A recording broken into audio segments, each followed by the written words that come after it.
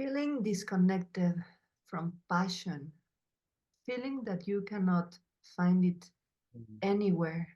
Well, good news. This is an episode for you. I'm CANDIA Raquel, and you're at the Sensual Sessions podcast, the place to explore sensing pleasure through your senses and moving in a way that is free from inhibition and full of self expression. And today we have a very special guest. This is Shay Sun from Korea. He's a fellow Aquarian. I am very happy to have you here, Shay. Thank you, Candia. Actually, I was born in Korea, but I'm actually ethnically Chinese. That's Wow. fascinating, right? Yeah, Yeah, look at yeah. that. And you live in the States. And yes, I came to the United States when I was 2 years old, and so I'm in California right now, in the San Francisco Bay Area. Bay Area. You're a citizen of the world. I yes, but when I was in my 20s, I did become a citizen of the United States. But yes, I am a citizen of the world, just like you, just like so many of us who have a greater consciousness for humanity.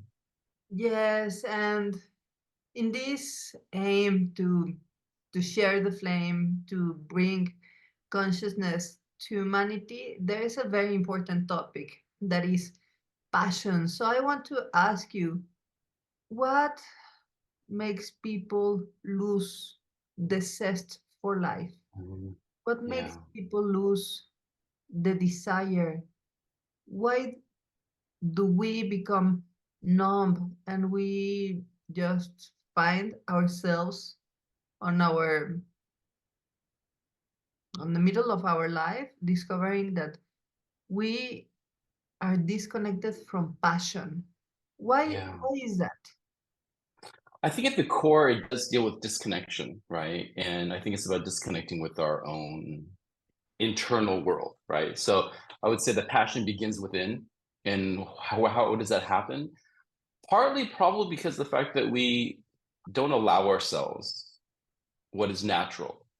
And I think what Mhm. is natural is for us to actually listen to what our soul is saying, what our body is saying, what our that small voice inside each and every one of us. There's something that's speaking to us all the time. And because we don't honor that voice, because of society or something outside of ourselves is calling our attention. And that voice, when it gets so loud and we listen to that voice and we quiet the voice within, I think there's where the disconnection happens.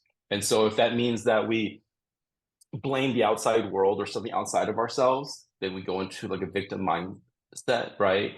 So where we shame, blame, and complain about things. But ultimately, everything is here, right? Because ultimately, we can only control the dialogue, the conversation within. And so I would say that, so I was a middle school teacher for over 20 years, and I taught eighth grade. And I would tell my students that the bully on campus is only able to say those words or do those actions because they're doing it in their world. They're inside. So they're having that dialogue. So what the bully is doing is they're inviting you in to that bullying conversation. So I think in the same way, when it comes to passion, the reason why passionate people have such magnetism is because all they're doing is just inviting you into their passionate conversation. That's what it is. Wonderful. Yeah. So we gotta be careful with who we relate with because we can get drawn into their aura or atmosphere of bullying or limiting beliefs, or Yeah. on the contrary of excitement, inspiration, even role modeling for us. And therefore, it's also important to be centered in our truth. Like it's terrible. Like the bully bullies himself Yes. and then bullies the world. And that allows us Yes. to not take it personally. And also to say, like, okay, I am reacting this way to the world. Like the government is awful, which is but but it's like that part in me that is connecting with that. Like it's the matching of the inner and outer interface. Yes. And Yes. now it comes to mind that matching with wrong interfaces can be passion depleting, and also matching with right interfaces can be enlivening of your own passion. And I like this image of the passion beginning within that you say, because it's like first embracing our wondrous nature of being our own well of experience. And whereas the external world, the bully, the government influence your interface because you match with them, Well, there's it could also even be like in a relationship, in a in relation. where you, right, where you basically blame the other for your lack of passion. Like if I was with someone who wanted me more, or someone who didn't criticize me as more, then that's the reason why. But again, what you're doing is you're outsourcing your locus of control to someone else. Yeah, That's what's about, right? outsourcing Yeah, yeah, outsource. the local control Yeah. is like you having a well inside your real estate and buying trucks of water to supply like your water deposit. It's like Right, right, right. Yeah, I think that's the reason why when it comes to our own magic, or whatever that intuition is. I'm coaching someone right now, and I asked him, like, who is it that someone you admire, right? Like, who is someone who is a value-oriented change agent? He paused for about 3 minutes and then finally says, actually, the first person I think of is you. And I said, why is that? And he's like, oh, it's kind of taken aback. And he says, because of your confidence. And I said, that's really interesting because I actually don't view it as confidence anymore. So he asked me, how do you view it as? And I said, I view it as self-acceptance. I think what happens is when you accept yourself, you invite another person into your conversation of self-acceptance. And that's what you're sensing. And magnetism is that self-acceptance, because at that point you're not trying to put on a mask. yes, Right. And so then I think the way that the world is you're talking about the numbness and disconnection in the beginning. The way that I feel about it is, let's pretend that every day is Halloween. Everyone is dressed up in a costume, and at night everyone takes off their costume. And that's just the rules of the game. That's how life is. But let's pretend that you're the crazy person that doesn't wear a costume in the world. Then people are going to be like, that's so weird. Why are you not wearing a Halloween costume? Everyone's wearing a Halloween costume. But ultimately, everyone knows that when they go back home, they take off the costume. And so what happens when they meet someone who has self-acceptance, speaking like you're speaking of your more authentic self, right? Then the person knows that they can trust you. And when they feel like you trust and accept yourself, then you invite them to do the same. You invite them to also take off the Halloween costume. And then I think that's where the numbness disappears. That's where the deep connection comes in. That's where the intimacy comes in. Because now you're actually open for the whole experience. Because when you wear a Halloween costume, you get to choose within the costume. But our own bodies, that's a lot harder to change. And yes, so when you accept yourself, that's a part of the passion begins within. Part of that is when you want someone else to accept you, the question is then, how much of you do you accept? Because if you're rejecting yourself, you're inviting the other person to a conversation of rejection. And then don't be surprised when it goes south, because that literally is they're participating with you and that version of yourself that you see. yeah. It's important how you come across, because that sets like the stage for the interaction in the relation. And therefore self-acceptance is key, because you're taking the costume off, the mask, even putting aside the credentials, the accomplishments, and also the trauma and the stops that you are dealing with, and you you show up as you are, which is also an invitation for the other person to show Yes. as they are, which is extremely magnetic, because it's like setting the stage of a safe container for both, or more if Yes. you have a big party. Yes. Yes. Yeah. And I have a question about self-acceptance. Because coming from the hardcore training of ballet and science, on the other hand, like there's a part of me that feels that self acceptance or even acceptance of anything equals settling down and resignation. I know it's not, Mm. I know it's not the Mm. sense of Yeah. what acceptation means, but it has that tint out of my background. And I imagine that a lot of A+ personalities, overachievers, can relate with how hard it is to accept oneself without equating it with resigning. Yeah, that's a great. So I wrote a book on happiness.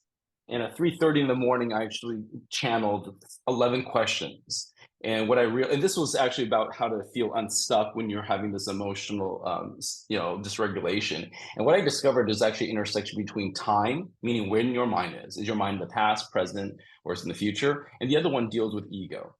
And ego deals with how much are you willing to let go and how much is actually in you standing in your power.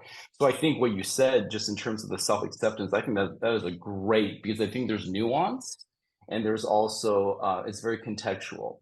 And so what I mean by that is I think there are definitely times where we stand in our power, where we have that more like this, I'm determined to do this, and we have that ambition. And there's times in our lives when we do have to surrender because there's things that are just in quotes out of our control. And that's where we go into surrender or allowing, which is more like a Buddhist way of thinking, right? Or like Zen or Taoist way of thinking. So I think that the important piece in all this is your starting point. The starting point needs to be self-acceptance, because the starting point has to be a place where you can push off of. And I think when you fight against the starting point and you don't have self-acceptance when it comes to starting point, that's when things get very, very difficult. Because at that point, you have a hard time moving from point A to point B because you won't accept that point A is actually point A. That's where it gets tricky. And there's where I think dis-ease happens. Because now yeah, you don't feel at ease. And you don't feel at ease because your starting point feels like there's an internal conflict. So, for example, if I fought, and I have, being transparent, with being Asian, that's a starting point. If I fought against that, guess what? My whole life would be a challenge. In sixth grade, I remember wanting to be white because I live in the United States. But actually, I realized it wasn't whiteness that I wanted. If I lived in Africa, I would have wanted to be black, right? The color skin black. Yes. I think it was an issue of feeling lost with the majority culture. When you are then so again fighting against that, because literally I am Chinese. Like I can't change that. I can't change my Asianness. That's a starting point, and that's where I'm talking about self acceptance. If you This is the reason why even me being a guy, right? I have to accept that I'm a guy. Now, if I had some different feelings about my gender identity, yes, that's something I can change. But accepting the fact that this is who I am and I'm comfortable with that because that's how my gender orientation, my sexual orientation aligns with my how I came out in this world. That is acceptance. Accepting the fact that I actually came into time space in 1975. That's acceptance versus wanting to have lived in some other time period. This is what I mean about self acceptance. I'm talking about basic self acceptance.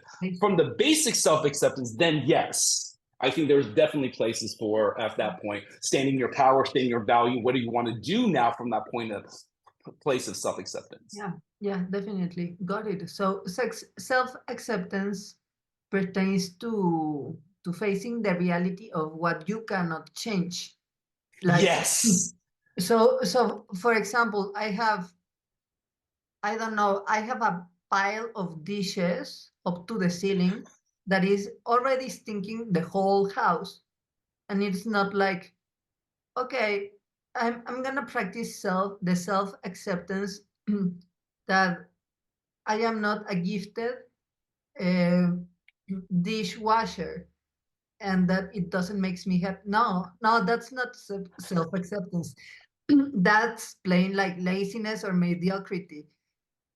In contrast, or things that I I really want to do this. This is really important for me in my life to interview Shay's son for the Sensual sessions.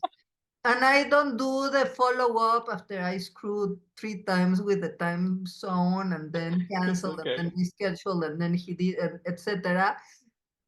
Like, it's not the same settling in regards to something that you still like and or deem important, that is in your hands because you can change it. So Yes. self-acceptance means accepting the things that you cannot change. And in that And it's, and in I'm that sorry, go ahead. I see I see the gift of, in self-acceptance, you are accepting the whole package. Yes. And sometimes Yes. it's even more challenging to accept your gifts than your the traits that you dislike. For example, Yes. perhaps I would like to be even more flexible, to have like a larger leg extension and have blue eyes, but I cannot do anything about that. And it's easy to disregard the things that you don't like about yourself and that no one likes about yourself, say, I don't know, whatever thing. But with self acceptance comes especially the acceptance of you being the well from which your whole wondrous life experience emanate. So, Yeah. so I'm thinking that, wow, self acceptance means accepting my beauty. And Yes. for you, your self acceptance Yes. implies like accepting what a full hair you have. Like for balding men, like uh, Yeah. half of People the have told me that for almost 50 years. I'm almost 50. Next year I turn 50. And the fact that I still have hair, yeah, that's pretty amazing. So I think part of this thing, accepting your genetics is definitely a part of it, right? People will say, how do you look this way? I said, because of my Asian genes, right? yeah, That's part you of it, have right? you have the skin of a 15-year-old. I mean, come No, on. no, that's the Zoom filter. No, my skin No, is look, still, yeah. I have my wrinkled hair and you don't. They have the ring light and etc. But the thing is that, yeah, Yes, that's part of acceptance. self-acceptance of Yes. the beauty and gifts and your handsomeness and the greatness, Oh, yes. it Yes. is also challenging. But I believe, I think that, yeah, I think this is where we're about when we talk about self-acceptance in terms of desire. I think that's a part of self-acceptance. So when you talk about like you have a desire to interview me, and I have a desire, we have a desire to help in the sensuality, sexuality space. I'm now come to the conclusion that it's not, I've already made the choice deep within. It's not even here a choice. My soul has made a choice, and I've accepted that is the choice that's been made, regardless if it's difficult or not. Right? I think when it comes to sexuality, like I have to accept the fact that I am extremely attracted to women, and I have to accept that. The more I fight that, the more that life is going to be challenging. I love making love. I have to accept that. I have a higher problem, a libido or whatever you call it than other people. I have to accept that. The more I fight against that, the more challenging my life becomes. Because I think one of the theories in sexuality that I think is so powerful is moral incongruence. Moral incongruence, I believe, is one of the most important things for us to address because moral incongruence tells us it is not the thing, but your relationship to that thing. If yeah, you feel shame about X, Y, and Z, then you're going to experience shame because of X, Y, and Z. And that is the reason why I think that it's funny because I think I mentioned to you in the past that I was going to be a missionary to China. I went to a Christian university. I went to seminary. I don't associate with that anymore. But it is interesting because in the New Testament, the Apostle Paul says, if you deem it to be sinful, then it is sin for you. I don't like the term sin anymore because I don't associate that. But I do think the fact that there's truth is if you feel guilty about, let's pretend the fact that someone told you that mandarin oranges are from the devil or the worst thing you can do. If you eat it, you're experiencing guilt over the mandarin orange, even though the mandarin orange has nothing to do with anything. That's the reason why I think the best thing that you can do when it comes to self acceptance is to accept the parts of you that for some reason is causing you an internal conflict, an internal strife. When you can actually then neutralize that in a way that actually feels in alignment and where there's integrity within, when there's congruence, alignment, resonancy, once you do that, now you're free to be yourself. And in freeing to be yourself, it means that your nervous system is calmer. And honestly, I think the more I study touch, the more I realize the greatest gift you can give the world is a calm nervous system, because a calm nervous system calms other nervous systems. That's true in pet training. Doesn't matter if it's your dog, your cat, or horse. You calm yourself, the animal will sense your calmness. And that is especially true in the bedroom, especially when it comes to sensuality, especially when it comes to sexuality. Have a Especially calm nervous system. have a calm. Because if you have a calm nervous system, then you can intentionally, in a hot way, disrupt that calm nervous system with excitement and passion. But you're doing strategically, you're doing intentionally, and not at a default. And it doesn't become just luck. Women tell me all the time that men do not know how to make love. And partly, if they do, it's because it's a crapshoot. They happen to get lucky at it, but I don't think it has to be that way. I truly believe that when a man knows his own self and knows how to accept his masculinity and how to actually express that in a way that serves women, and the female feels worshipped, it becomes it's a win. Because the greatest happiness for a man, I believe, and this is only according to my personal experience, because I was married for over 20 years. And since my divorce, I've talked to a lot of women. When a man pleases a woman, not just in the bedroom, but in life, he feels super masculine, super powerful, because he has shifted the state change of his person. And I think when the woman expresses pleasure and joy and can communicate that appreciation for the man, all it is just like this synergetic thing that happens. A synergy of passion Yes. between men and women, say in Yes. our heterosexual context or however one may adjust.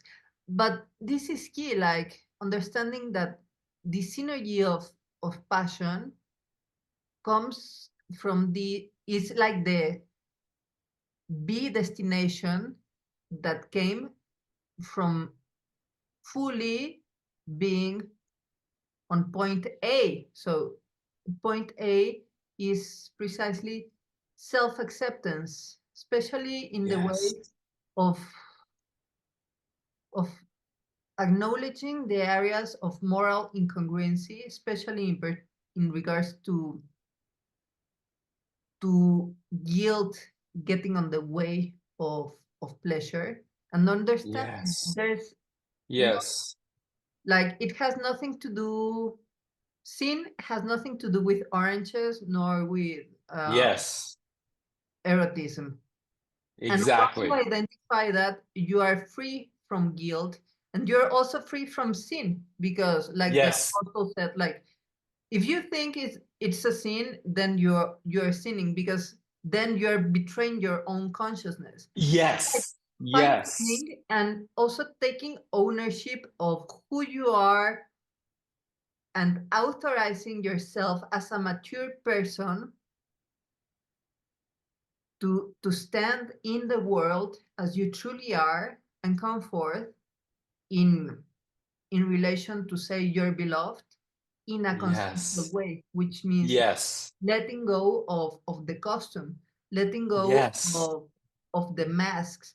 And Yes. the, and now it like makes sense because it's it removes all these self-consciousness, Yes, yes, insecurity, yes, yes. nervousness, That's and yes, it becomes like being on your own adult playground, which is an yes, open space for exploration. Where yes, there may yes. be weird things. So someone may fart or may have like a Exactly. weird pleasure expression, Yes, but still yes, like it's within this context of self-acceptance that opens way to accepting the other. yes, totally. So, Candia, I would say this, and this might sound like a strange thing to say, but I think the best kind of sex two people can have when our two people are both naked.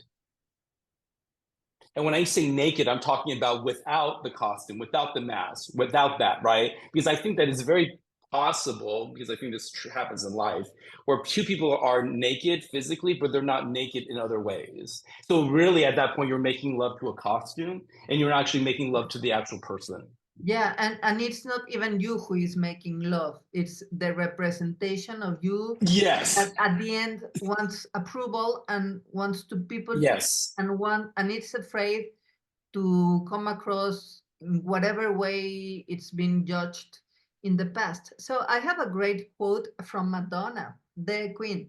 She said in the concert I remember in Mexico City, it's easier to show your ass than your feelings. She knew what she was talking about. Yes, Yeah, that is true. That is yeah, true. because People who actually do the pelvic exams, they actually say that. They say that people have an easier time being checked out versus actually talking about what's being checked out. yeah, yeah, like something super dry. And Yes. I believe that's when the sensual aspect blends with sexuality because sex can be mechanic and Hmm. can be not truly pleasurable, especially for women. Yes.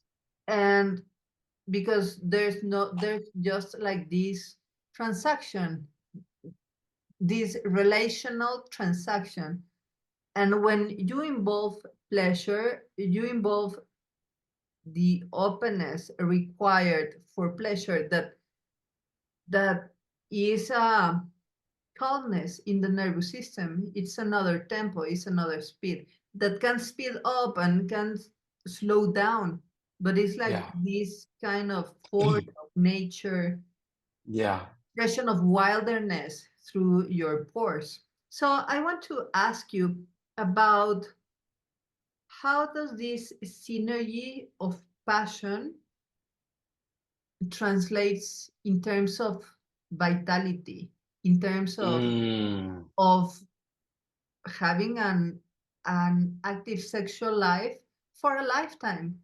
Is that possible? Yeah. I definitely think it's possible. One of the words in Chinese for happiness is kai xin, and kai means open, and xin means heart. But really, heart is more not just like in the English term of heart, yes, but like your being, right? Your soul, your spirit, everything is having that openness. It makes me think. Your question makes me think of something. I don't know if you end every single podcast with the phrase "sense your fire, share your flame," but it's beautiful because I think it does go with passion begins within. Because I think when it comes to sensuality, which I love the fact that you use the word sensual, it comes from the Latin term pertaining to the senses, right? So Yes. I think when all five of our senses are open, are Yes. expansive and not contracting, are open, right? And I think that's where life happens. I think openness is how you feel alive. Children, the reason why they're so magnetic is because they're bright eye, they're looking at the world, they're taking things in. And the reason I think that lifelong lovemaking is possible is when you're a lifelong learner.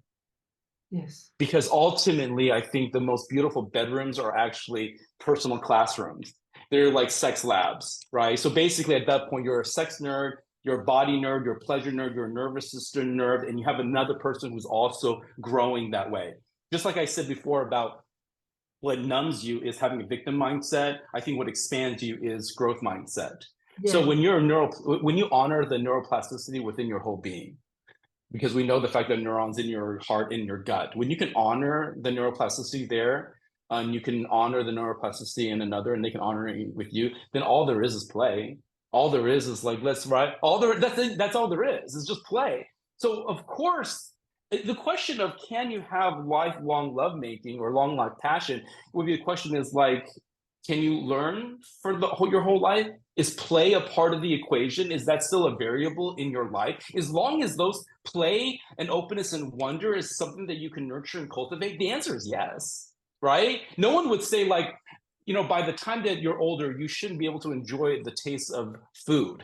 The Chinese, when it comes to vitality of sexuality, saw sex as a cuisine. And we know that the Chinese really know a variety of different Chinese cuisines. And they also believe the fact that the ancient Taoists truly believe that sexuality and longevity go hand in hand because it deals with life force. Yes. And so I think the reason, the Chinese also did view sex as both either medicine or poison, depending on how you use it, right? And I think that goes back to alignment.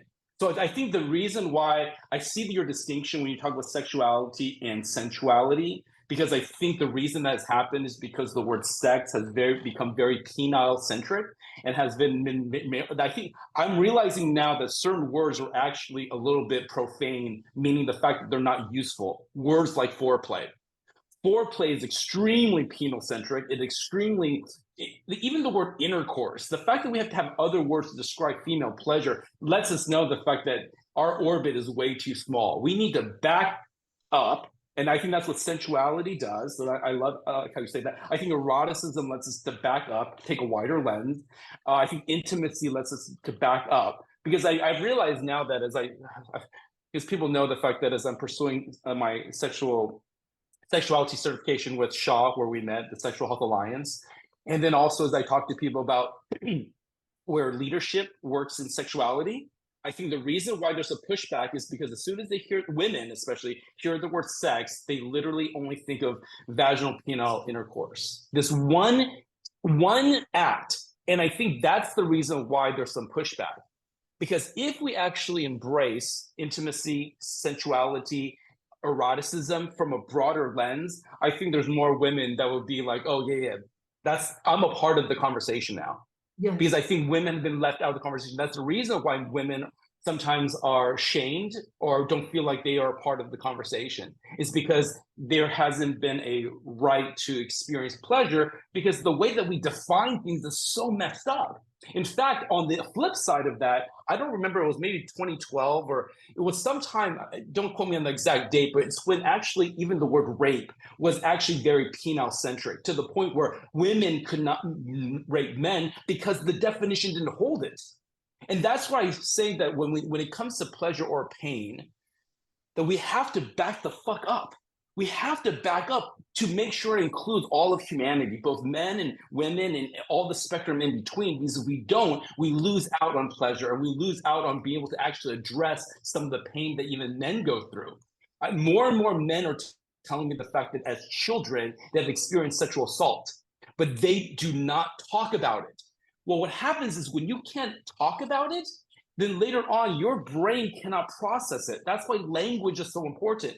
Somewhere in the body, something got stored in place, that language, that energy, and things like that. That's the reason why I think for a lot of people, what they really, really need is they need to sit down with their nervous system with someone they trust, be it an educator or coach or somebody, to calm down the nervous system. That's why for me, EFT tapping is great because you're actually literally, right? You're addressing some of that trauma, some of that pain, but you're doing that with a nervous constitution, the calm down nervous system with someone that you trust. And when you can unlock some of that and you can take away some of the pain from your body, and then you can open yourself up, every cell in your body, to the 5 senses of pleasure, you're going to experience pleasure like you've never experienced it before. Yeah, you will experience life as you have experienced before. Because if you're missing on sensual pleasure, you are missing on the very best of life. Yes. So it's important that for you who are listening to us, please just pop the question. open of your interest on getting to know yourself better and Yes. taking the first baby step, that is self-acceptance and understanding Yes. and embracing your humanness that goes beyond perfection and beyond of a stainless record and no trauma. But in actuality, self-acceptance sets the ground for you to be able to talk about the past and to overcome Yes. that moral dissonance. So so you are free to decide by yourself what is good and what is bad. So you own your own moral compass. And Yes. by the way, an apostle authorized you. If you're like super religious, like it's not me Right. saying it's an apostle. You blame that guy, and it's written in the Bible. Well, I you, think that's so so we true. have leeway. Yes. So That's so funny. That's so true.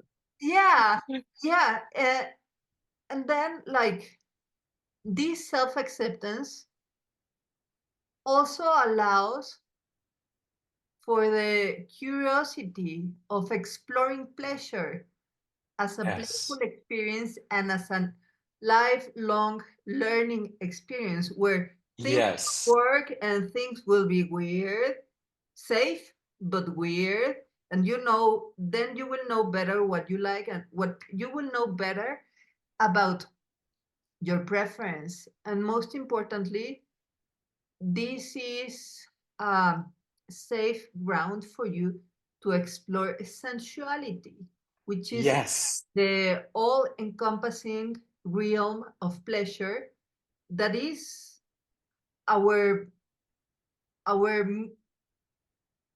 life ability. It's like we get to know reality and the world through our senses, like you say. Yes. Yes. And then Yes. sex is, and then when you become interested on sexual pleasure, then you're not limited, especially as a woman, by this Mhm. patriarchal Yes. background that even Yes. men suffer. Yes. That is Yes. that everything is penal related. Yes. When I have to quote a statistic from this website, Oh My God, Yes, that is devoted to feminine pleasure, that they found in a survey that only 18% women were able to climax orgasmically through penetration alone. Mm. Yeah. Meaning, if you go to a supermarket and see 20 women waiting in line in the Costco or in the Walmart, from those 20 women, only two of them, less than two, are able to orgasm through penetration alone. And then they even say, like, historically, when men have sex, they get orgasms. When women have Mhm. sex, they get pregnant. So we Wow. both have to deal with that. Yes. Men with Yes. realizing Yes. that is not to have like the super Mhm. penis that can be hard for a Yes. while, whatever. It's not enough. And in actuality, that if you take pride in your masculinity for your pleasure giving abilities, well, you need to think and look beyond your penis. Totally. Oh my goodness. Totally. One of the best things you can do for a woman is make sure that you cut your nails and file them beforehand, and the fact that you brush your get a tongue cleaner and clean your tongue, because that's what I when I talk to men and they said that I really only rely on one tool. I'm like, you have way more tools than that, and in fact, a lot of things that women need will require more precision than your penis will do.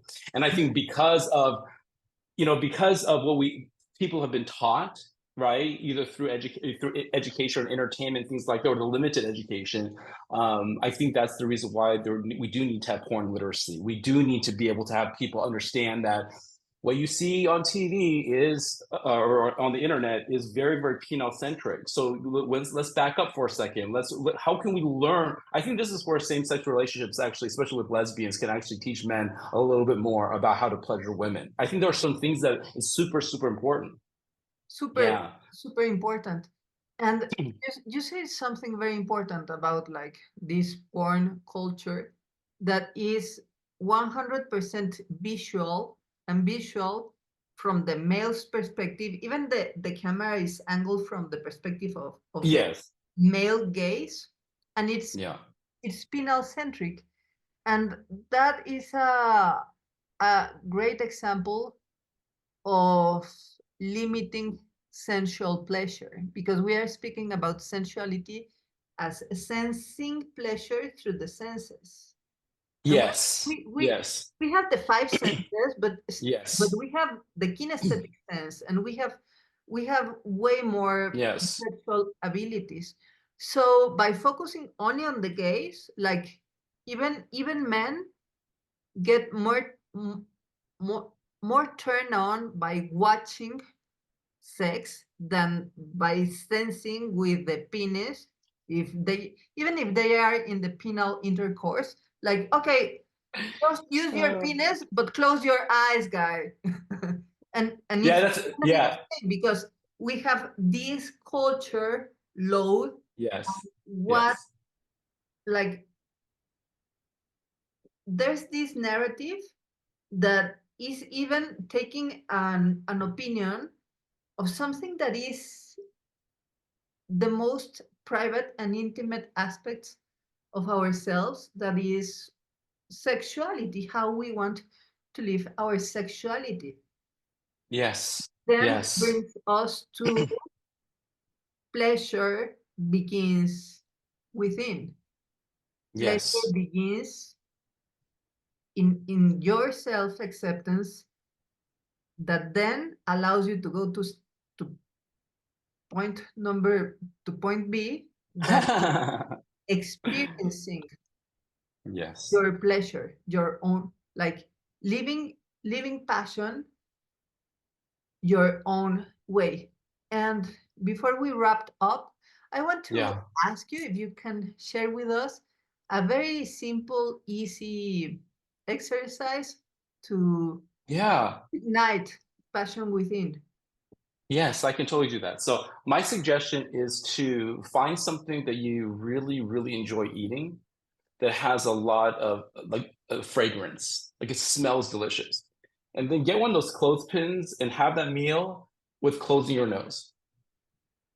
Find something that has a really, really good texture, like a crunch, Yeah. and then put in ear plugs. Cut off your senses and try to enjoy the meal, because what's going to happen is you're going to notice the fact that certain senses are heightened, and yet you're closing down some senses. Do that, play with the food, and because I think what's really important, because I think when it comes to sexuality and food, they probably are the close. I think sex is probably the close. Food is the closest thing to sex, because you hear it, taste it, touch it, and things like that. And I think that you want to do is you want to transfer, if you love food, to transfer your openness to their five senses when it comes to food, and transfer that into the bedroom. Yes. Because when you cut off a sense in the bedroom, you're denying yourself, like if you're denying yourself when it comes to food, right? So food is visually pleasing. Food has a sound to it, depending on if it's crunchy or whatever it might be. You feel it in your hand if you're eating, if you're picking it up with your hands. You definitely smell it. Of course, you taste it. And I think that would be my encouragement to people is self-acceptance is first of all, it's about accepting the fact that you're a human being with five senses. And I think the reason why there's so much moral incongruence and so much shame is because there are cultures and religions out there that tell you that your body is bad. And I think that early on in our lives, when we took our first shit as kids, or when we first noticed the fact that it was pleasurable to touch our quote private parts, and we were told the fact that's bad. At that point, when we cannot accept our own bodies, and we can't self accept the fact that there are things that enter our senses that are pleasing, and when there's that judgment, then it's very, very, very challenging. If I told you the fact that certain foods were bad, you can't smell that scent, or you cannot hear that crunch, or you cannot whatever. That's going to influence the way that you navigate through the buffet of life. In the same way, there's a buffet in the bedroom. And the more open you are, right, to accept the fact that those pleasurable experiences are good, then I think that's probably the best gift that you can give yourself. Accept that this human experiences include your five senses, and do what Candia says, right? Sense your fire and then share the flame. You cannot share the flame if you yourself don't sense your own fire, which is passion or pleasure begins within. You have to own it, and own it into the point where, like, oh my gosh, this is the greatest thing in the world, and I get to share it like I share a meal. When you cook a good meal, you want to share with someone else. And that's the reason why, for myself, I know this might be a little bit this because of how I grew up in purity culture. I didn't actually have penile vaginal until my honeymoon. I didn't have it. I don't recommend that to anybody else in the world. I think the fact that that is dangerous. Don't do that. The reason I share that is because I have such a value around my gift of sexuality that sometimes women view that all men want to just have sex with someone, right? And there are men like me who actually value emotional intelligence and emotional connection before they can have any kind of intimate touch. So for me, because even though I talk about sex and people think that I've been with a lot of women, I actually have not. But one of the reasons I have not is because I actually want the person that I share a meal with to really enjoy and appreciate the meal in which I took the time to prepare. And I think that's kind of how I feel about sex. When I feel like sex for me is a holistic piece. It includes words of affirmation, which I'm really good at. I discovered that one of my superpowers after my divorce is I can give women orgasms just by talking to them. Acts of service, physical touch, right? Gifts, like all of that is encompassing. So I believe that if your audience tonight will be mindful anytime they experience something pleasurable through their five senses, and see how can they carry that over into the bedroom. And it could be one sense at a time. Just focus on one sense at a time. How can you include taste in the bedroom? How can you include sound in your bedroom? How can you include smell in the bedroom? You know, obviously touch, right? But how can you include all that? If you can, little by little, you will want to be a lifelong learner. You will want to be a lifelong love maker. Like literally, that's what you're going to want to do, because the feedback you get is going to be like what you felt like a kid. As a kid, what do we say to people? Look at me, look at me, look what I can do, look what I can do. Well, when you get positive feedback, like, well done, that was amazing. I felt that you felt it, and I felt that I felt it too. I don't know if there's any greater power in the world than that kind of erotic energy. Intimacy. Yes, intimacy. That Exactly. brings the kind of intimacy that brings from the passion within that is shared. And that is the greatest experience of love making, of sex, of fucking. And it has this sensual load of rich experience that is actually practiced not in isolation in the bedroom, but as part of your lifestyle, and a great starting Yes. lighting Yes. in the flavors and in the sounds and in the smells and in how Yes. the sushi feels Yeah. when you put the thing in. And then like then you just translate that to the bedroom. Exactly. And And it's I do love very what you fun. said about it creates life, because I think there's the life as in the lowercase l, where we produce human beings through this active connection, but it also it includes the capital L, capital I, capital F, capital E life, which is really feeling alive. And that's the reason why I think that intimate sexual intimacy connection is truly on this planet one of the most powerful forces of them all, because it Yeah, can create life and it can create life. yeah, It can create it's both. life. Yeah, it's our creative force. So tell us, Shay, how can we know more about your work? How can we get in touch with with you. Yeah, I am on TikTok, Instagram, Facebook, and you can find me there. If you want to, email me at Hey at shaysun.com, SHAYSUN. So hey Shay, shaysun.com. But yeah, but I want to thank you so much for your intellect, for your beauty, both externally, internally, that you bring to the world. It's an honor for me to have been invited to be your guest. And I can only imagine how much value your listeners get from every time that you speak. Thank you so much. It means a lot to me coming from you. I really admire you, and I am very grateful that you made the time to come share with us the sensualist on your deep knowledge about pleasure. Thank you so much, son. Yeah. Yeah, Thank and you, Candia. thank you, sensualists, for being here. I'll catch you next time, and until then, remember to take the time to sense your fire so you can share the flame.